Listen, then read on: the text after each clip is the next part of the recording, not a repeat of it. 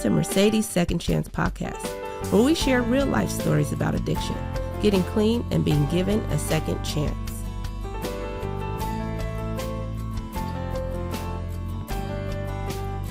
Hello, this is Mercedes Whitecalf. This is Mercedes Second Chance Podcast.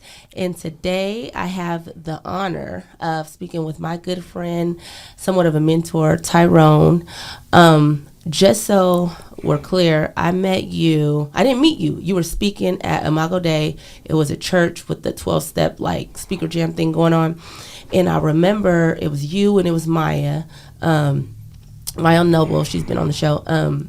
But you and her, you were the speakers. And I remember your story was so powerful because you talked about being around the Greyhound. And I know what goes on around the Greyhound. You talked about being homeless.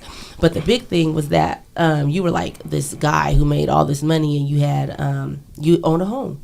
And you had a kid and you took care of your kid. And I was like, man, how could he go from smoking dope and be like nobody to now he owns a home and he's working and he's this great speaker and stuff like that. And I didn't talk to you then. I didn't have enough confidence, and women stick with women, men stick with men, so we don't, go the wrong way. And so I respect that. I respect the program. But I always remembered you. It was always memorable. And then I didn't see you for a while. And so I don't know what happened. And then we reconnected recently because I'm on the board at Miracles. You're working there. And I seen you a couple times and it looked a little shifty. And then I seen you and you totally changed. It was that Superman goes in the phone booth and does a little spin and then comes out. It was like that. And I was like, wow, Tyrone, you look good. And then I got a chance to talk with you and you told me what happened. But I want to take it all the way back because your story is very intriguing. And I want you to tell us how did you become an addict? Were you born one? Did you become one? I know you are one. Right. But, where did your journey start? That's funny you say that because when I stayed with my dad growing up for about a month, I remember going in this drawer and there was some Brillo. So I was like, oh, no. Okay, my dad used, my mom square. I just remember I was about 13, 14, I remember my grandfather owned a house. There was 3 houses on the same property. It was front house, me and my mom, middle house, my middle brother. The back house was my grandfather and my older brother. And I remember they took the house. I don't know what happened. I don't know the story. And everything split up. I chose the street because I already knew the street and already hung on the street. So you didn't go with either parent. You went on the street. I was on the street. Okay. So then I went to California Youth Authority. I got committed a crime, went to California Youth Authority. I got out. That's jail, y'all. California Youth Authority. It's a prison for youth. And I remember I got out and we used to hang out on this. There was a school. The block I used to hang out on, there was a school across the street. So I got out. We used to always jump over at the school and drink. And I remember a friend of mine busting out a pipe. And I was like, a crack pipe. Crack pipe. And I'm like, what's that? And he goes, I feel like it was even in slow motion, loud and clear. He goes, you don't want none of this. I'm like, what? I was like, what is it? He's like, I'm telling you, you don't want none of this. I'm like, give me a hit. I'm drunk. I take a hit. It was game over. Game over. I was just off and running. Always share about I didn't get a chance to I didn't get to go through that phase of I started drinking, then I started smoking a little weed, then I started smoking Primos, then I started free base, and I was just right in. Crackhead, right out. Yeah. Then so that triggered just a bunch of events. I'm smoking crack. I'm young. I'm on the streets. I ain't got nowhere to go. So basically, my life was commit crimes till you get caught, go to jail, get well, get out, do it all over again. Yeah, because I heard jail, you get the shake back. You get to get clean, get your weight up, eat something so that you're good enough to go on the next run. Right. Mm-hmm. So, yeah, I've been to 3 youth authorities, got out of youth authority. I maxed out, which means I did all my time. Then I graduated to the county jail. Now I'm going in and out of county jail. Now I'm going into the prisons. Twin Towers. Oh. Men's Central, Wayside. Then, because you're from California, LA area. Uh-huh. So then, boom, I get my first prison term to Tehachapi. Get out. You went to prison? Yep. Okay. Then I get out. Matter of fact, my third prison term, when they released me. You went to prison 3 times? I've been to five different times. Okay. You look so young. When I got released, okay, no, when I was leaving, everybody's like, all right, man, see you later. I remember one time, because the addiction is so crazy, I was like, I'll be back. Ain't that crazy? That's crazy. They were like, all right, man. I'm like, I'll be back. I'll be back. Because that's what I did. Pattern. And I'll always go on a run from the gate. From the gate, I go on a run. So anyhow, I'm at Delano, which is Delano State Prison.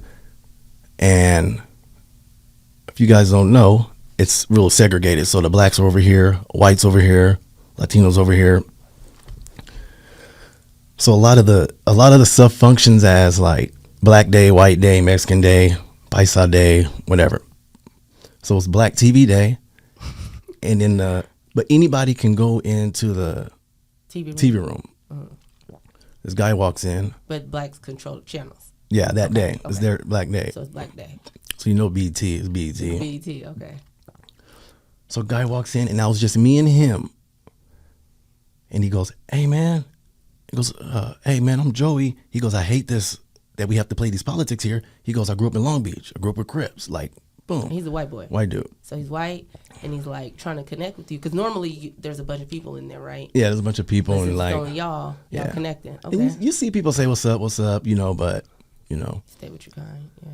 So then he goes, he says that, and I'm like, and just so I can relate to him, I'm like, man, I'm from Pasadena, man. You know, whether you're rich or poor in Pasadena, you go to the same schools. Y'all going to the same schools. So then there was a connection. A little later, I see him, and he has this book in his hand, and the hardback is ripped off of it, because they do that when you get hardback books sent in prison. So then I was like, man, what's that book? And he goes, man, this book changed the perspective of my life. He said it like that. And I'm like, man, let me read that. He goes, let him turn the lights out, and I'll walk by your bed and throw the book, because you don't want to have people like see you sharing a lot. You know what I mean? So that night he walked past the bed. He put the book down. I remember opening it up. I opened it up, and I just read the intro, and I was hooked. I was hooked. It was talking about how it was the book about the law of attraction. Whatever you put out to the universe is what you get back, point blank. And this is way back when, because this was in 2008. 2008. Okay. So I read that book that night. Boom, and the light bulb went on. Like for the first time in my life, like all my confusion about religion and this and that, it went away, and it was just about the universe. It's the universe, man. Whatever I put out, whatever I want to call it, whatever, as long as it's good. So read the book, the light bulb came on, and I'm just like, now I'm already like, okay, where am I going to go when I get out? Because I ain't going to Skid Row. That's what I do. I go to prison. They give you $200 when you get released. Oh, you get that GR. You get the food stamps and the cash. I go straight downtown LA. Get them Pedro. Was San Pedro? Yeah. And you know the D boys are waiting outside the Greyhound for you, so it's VIP. Once you get off, you be like, come on. Right. Next thing you know, you're getting locked up with the same clothes you got released in. Crazy. Yeah. So read the book, and I'm just like, I'm pumped. I'm just pumped up, and I'm locked up, but I'm pumped up, and I'm writing goals down, and I'm like, okay, you got a plan this time. Like when I leave here, I'm gonna attract good things and not bad things. Right. Okay. So I decided Portland. People asked me, did I know anybody? I didn't know nobody here. The reason I decided Portland was because the first prison term I did, there was my cellie lived in Gresham, and he just said, Portland's he's like, it's cool, man. It's just a cool spot. Never nothing about recovery. Then my last term, it was a veteran, and he would tell me, because I asked him about Portland, and he goes, man, he used to always say, you know that Spanish, man. You're going to have it your way if you go out there. You know Spanish. So it was just like, okay, I'm going to just listen to that. So you didn't know nobody here? Nobody here. Portland just ding? Yep. Okay. So I got out, got a Greyhound ticket. It was $124. I got it framed at my house. Out there, it's the 200. best. Yeah. So, yeah, okay. Then, but I don't know how to not get loaded though yet. Right. So I go down the street, I get some liquor, some dude selling weed, I get loaded. But I make it on the Greyhound. So I get to the Greyhound station, but I forgot how long that Greyhound bus was, but I got here to Portland May 10th. I got off the Greyhound. I remember looking in the sky and being like, whoever's up there, help me. And I think that's when, like I mentioned that book, how the book said, whatever frequency you're on, if you're thinking positive, all of that, the universe will align itself for you. And that's exactly what happened, because the universe aligned itself for me. Got off the Greyhound. I told the Greyhound dude, they messed up on my ticket. So he was like, okay, you can stay here for the night. Boom. The second night. But was that true? That wasn't true because you were just trying to. I just wanted to see if he'll let me in. Okay. Because you wanted to sleep there. Yeah, exactly. Overnight. Okay. Yeah. Okay. So you came late at night and didn't have nowhere to go. Right. So you slept at the Greyhound. Okay. So my second night, I remember seeing some people I saw at the food stamp place, 3 kids I seen at the food stamp office. And I seen them that night. I'm like, what's up? You guys were at the food stamp? I was just kind of like connect with them. Mm-hmm. So they're like, yeah, we stay over here at this parking lot up on Burnside or something like that. I'm like, all right. So I went up there with them. That's when I found out Portland be cold. It'd be cold. So when we got up in the morning, he was like, I'm going to go boost. And in my mind, I'm like, I didn't come here to boost. All right, y'all, peace out. My third night. So all this time you're clean, these 3 days? Yep, I'm clean. Okay. I'm on PSU campus because I remember asking somebody, where's the college at? Like, where's the college at? They're like, follow the park block. You'll hit PSU. I don't know. I just felt like, because I wanted to be on that frequency in a sense. And that positive, right? Positive frequency. You're safe. Yep. Mm-hmm. So I was hanging out in the library area. Excuse me. I go outside to smoke. There's these 2 girls out there. I'm like, you guys smoke? They're like, yeah, I gave them a cigarette. So I started talking to them. I didn't mention nothing about no prison or nothing like that, or no crack or nothing like that. Mm-hmm. But I was like, yeah, I read this book. I told them I was at a library and I read the book and I got spiritual awakening and I jumped on the ground. So as I'm telling them the story, I look back and one of the girls is like, man, you're crazy. You came all the way on the ground. You don't know nobody. And I'm like, hell yeah. So then the other girl was crying. She had a tear in her eye. I'm like, what's up with you? And she goes, I've been, how'd she say it? She said, I'm privileged. I've been fed with a silver spoon. My parents paid for my college. My parents paid for my apartment, my car. And here you are. You don't have nothing. You don't even know nobody. Just the clothes on your back. You're on some positive level-ish. And you're grateful for what's to come. You ain't even got it yet, but you're already in gratitude. And I'm sitting here like, with a chip on my shoulder. I'm mad at the world. So they let me stay at their apartment. They fed me that morning. So they said you could stay the night? Yeah, they're like, hey, you can stay on our couch. I was like, all right. That frequency thing is working. Okay. So then my 4th night. Wait, they don't know you. You smoke crack, but you're not for the last 3 days at that time. Yep. You've been to prison 5 times, but you read a book and you're being positive. And that's all they know, and they're willing to let you stay on their couch for a night. Okay. And again, probably because of law of attraction, like the energy was good energy. Okay. So next day, what? And I do want to say this. I would see them sometimes, and I would always tell them, I would be like, hey, I know you guys think, like, okay, you guys just let me sleep on your couch. I would tell them, like, you guys saved my life that night. Right. You guys saved my life that night. And so my 4th night, my 4th day, I was in front of Transition Projects. If y'all know where that is at, downtown, you can take showers. The homeless center, yeah. I was sitting in front of, standing, it was the old TPI, so I was standing on the wall, lined up for a shower. There was a guy that's on the bench, hitting the crack pipe. And he looked at me and he's like, oh, what's up, youngster? He's like, where you from? New face. And I'm like, blah, blah, blah, Pasadena, whatever. He goes, you get high? And I remember having a pause because in my head, I'm like, do I get high? I'm like, I get high. I get high. I didn't say that. And I was like, I said, you know what OG's older dude? I said, that's my problem. I get high, end up under a bridge, in a cardboard box, or in jail. So, and this is a true story. He takes a hit of his crack pipe, blows the smoke out, and he goes, "You should go to treatment."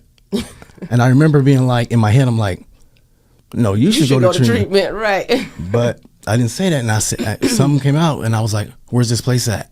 I was like, "Where's it at?" He puts his pipe up, wraps it up nicely, sticks it in his pocket. He's like, "Follow me," and I followed him to Burnside and Broadway, and he pointed at the recovery center across the street. He said, "Walk in there and tell him you need help." And I walked in there, and I was like, "I need help." Then I was like, "I don't want to get high. I don't want to get high." And the lady's like, "Oh, you need to go to Hooper? Take me wherever y'all want to take me, take me. It don't matter." So she called some guy who was actually one of the the starters of the mentor program. And I went to go talk to him. He's like, "Who you running from?" Because, you just gone on the Greyhound, came from Cali. Yeah, I'm running. So I was like, "I ain't running from nobody, blah, blah, blah." So he's like, "All right." And there was a transition that happened. When I got there, he was with his coworkers. It was at that time where everybody was leaving. He stayed. And I think he transitioned into mentor, into recovering addict, helping another person. Right. Because mentor is a person that, right. Help you through treatment. Yep. It's not a lifelong thing. Right. So he put me in his car. He took me to eat. And I remember he was like, we went to Burger King drive-thru, and I just remember that. Because I had never took a shower. I remember I could smell myself. So I'm like, in my mind, I'm like, if I can smell myself, I know he can smell me. Right. But he didn't care. He's like, "Hey, you smell right now, but you're gonna be smelling good in a minute. You listen to what I tell you to do." So he took me to City Team. He told me to come see him on 3rd and Cooch in the morning. I went over there.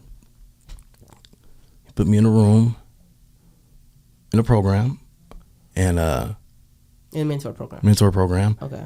And he told me, he said, "Meet me in the lobby at 11:30 sharp. I'm going to take you somewhere." And he took me to my first meeting at the Lano Club. And I remember going in the meeting, and I already opted out when I walked in because there was no black folks. I was like, "Nah, this ain't this." And everybody was dressed nice and looked good. The girls was looking good. I'm like, "Nah."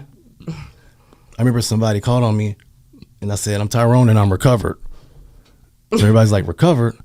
I said, "I'm recovered." They were like, "Why you say that?" "Because I ain't going back to that shit. I'm not going back to it." So, but then I learned the lingo. But what happened to me that day, because I already had opted out, somebody called on me, and I was telling them Pasadena, this and that, blah, blah, blah. So I walked to the back after the meeting. This white guy comes up to me.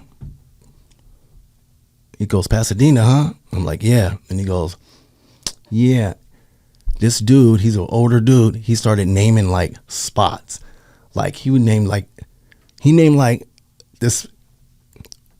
He named the spot. He's like, "Oh, over there where the coroners go pick up bodies." He was naming all these spots, all these hood spots. And I'm like, "How you know that?" And he goes, "That's where I fell." He said, "I came to Portland. I got my life right." So that was God intervening. Quit tripping off this color shit. Okay, you don't see no black folks. Because he's white. Yeah. Right. So God sent me this white dude to be like, "Cut it out." Right. So then. That was my problem too. Yeah. Mm-hmm. So then that night, I went to another meeting, the world's famous Burnside Blues. And I heard the message again, and I heard a lady say she had 5 years and her life wasn't right. Her life was still messed up, but she wasn't going to pick up.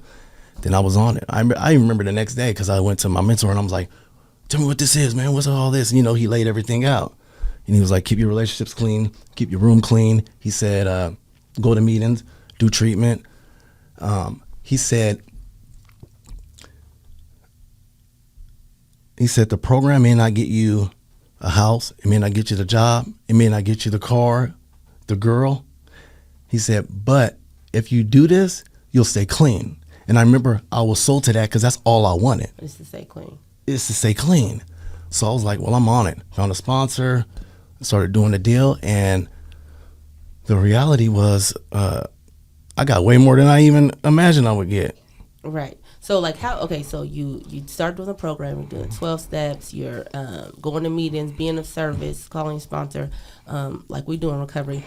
And then you're in this program, the mentor program, which is temporary. It's a 6-7 month program? Yep. Okay. And you're learning basic life tools, life skills, and then you get out, and then where do you go? When I left the mentor program? Yeah. left the mentor program. We got an apartment in Beaverton, but I remember this. I remember that my first 90 days at that apartment, I was in the mentor office every day because I still didn't. You wasn't scared? Because I remember when I no, got my that's what I'm place. saying. Yeah, I was in the mentor office every day because I'm like, no UA, like I'm free in a sense. And I remember the reason I went to the mentor office every day was because I still didn't know how to live, basically. Right.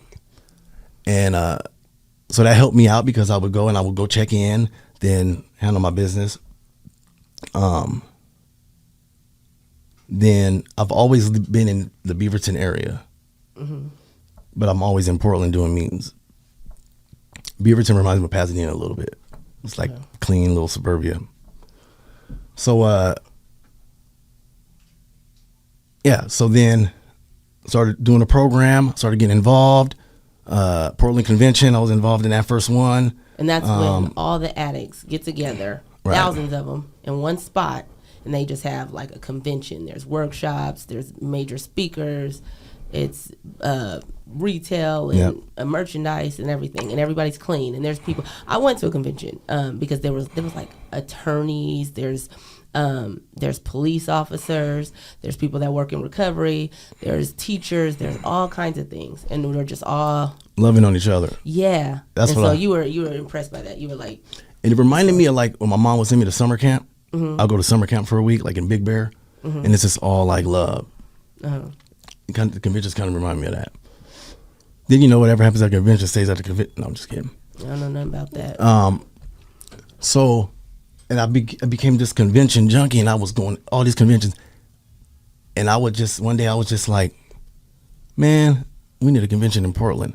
So I would make these little flyers, and I'd be like, Portland's gonna have a convention in Portland, and we would be whatever. Philly, went to Philly, New York, everywhere, all up and down Cali, and boom, we got us a convention now. So then, just dove in. You just dove in. And that's what they tell us is like stay in the middle of the herd or stay in the middle so you don't fall off the edges. And you did that. You got right in with all the white people because it's a lot of white people.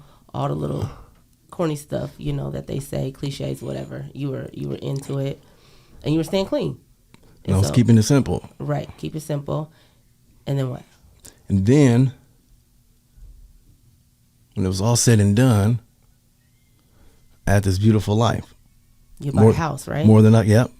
On January 15th of 15, my son was born, and I had to take custody of him at 3 weeks old. And that right there was another like God shot because he stepped my game up. He stepped my game up. I didn't go to school until after he was born. I was like, I got to go to school. I got to get an education so he can see that. I bought my house because we were staying in Beaverton in a 1-bedroom paying $1,400, and I kept hearing about people paying mortgages for that. So I'm like, I'm gonna get my money right. So I ended up buying a house, and just giving him that because I wanted him to have that stability. Right, and you were able to do that from just being in the community of recovery and people sending you to, you need to get your credit right. Oh, you need a program, all that. Yeah, that's what I hear. Yeah, so I bought the house, then got into a relationship. Like everything was just on point, and meeting attendants start slipping. Yeah, then they say don't let what Narcotics Anonymous gives you take you away from Narcotics Anonymous. And I chose to do some experiment. I'm like, I think I could drink. Alcohol's a drug. Right. Started drinking. Next thing you know, I got a pipe in my mouth. Next thing you know, I'm dropped out of school because I was working on my master's. I was about 6 classes away. Dropped out of school after I got the money. Then I lost my relationship. Then almost could have lost my kid. Lost some friendships. Total 3 cars within like a month. The last car flipped 6 times because I was on the phone with somebody and they heard it. Wait, so you were clean for how many years before all this happened? 12 years. 12 years. And then within months, you lost your relationship, your a couple cars, almost your kid, friendships, and your job, or you didn't lose the job? And then I lost the job, but it wasn't related. It wasn't related to that, but it was. Mm-hmm. It wasn't like, oh, you're getting high, you got to go. So you just. But it was a symptom of that. Right. So I got and they gave me a severance, untaxed. It was like 55 G's, and I ain't gonna talk about y'all already know. So then, so now I'm in my roommate's car. I'm driving home. I'm not under the influence, but I have stuff in the car. But I'm coming down. I could say I'm coming down, but I'm not under the influence. I get pulled over because somebody see me swerve. Called it in. They pulled me over. They made me do all the tests on the street. I got them all good. But because I had other cases, like the possession and driving while unsuspended, they had to take me in. They took me in, and I had to stay in jail because usually DUI you can book and release. I had to stay in jail, and that's when it hit, and that's when it hit, and that's when I started thinking about all the people who did try to like get me back. And I was in that cell, and I'm like, am I about to live my old life again? That's the scariest thing. Right, because you're right back where you started, because you started in jail watching TV with the white guy, and you're talking about when you leave here, what you're going to do. When you left, you went to Oregon on the bus, and, you know, you got into recovery, you got a son, a house, a girl, all these things, and started doing drugs, and now you're back in jail. Boom. Just full circle. Yep. And the cool part about that is that so first off, you can lose it way faster than, it takes me 12 years to get that life, and I can lose it in a week. Gone. Yeah.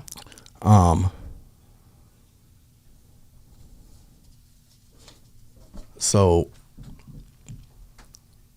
a little more to that story is that you're in the cell and you're like, do I want to live this life? Yeah. Oh, because people used to always ask me like, hey, are you scared to die? You scared to die? And I'm like, I'm scared to live my old life. That's my biggest fear. I go back to like the streets and using, and that's because you were living bad. You told me a story one time when you were on the streets. You were like, your first night, you stayed in a cardboard box, and you remember Skid Row. Right, and I stayed on Skid Row. We would we would have covers and stuff, and we would cut a hole and tie a rope in it, knot into a fence, and make that a home. And so I know like having somebody fix up your cardboard box for a home was like, I've hit the bottom. And hit the bottom. You said you cried. And I remember I got in, and I remember like laying down, and a teardrop came out into my eye because I'm like, damn, I'm on downtown LA Skid Row in a cardboard box. Teardrops coming down my eye, and I'm like, I'm out of here tomorrow. Right. So fast forward back. You are in jail, and you're thinking about all this, I'm sure. And you're like, okay, I'm back where I started. I've lost everything. Do I want to go back to that? No. That's your biggest fear. It's not dying. You fear that more than anything. And then what? Like living my whole life as a drug addict, just using and using. So that was my hit right there. And it's crazy because even I'm looking at the walls in the jail, and they look like the prison, just like drawings and just griminess. So, and while this was going on, when I got locked up, I had basically neglected my kid and his friend. They were doing an overnight, and they fell asleep, and I got in the car, and I was out.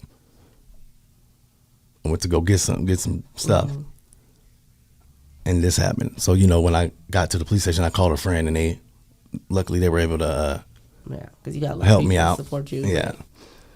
So that was my reality check. So I remember when I got released, I was like, I'm good. I'm cool. At that time, I had just got a job for the state. And I was probably there about 90 days. I got removed for some other stuff, but that was the hit for me.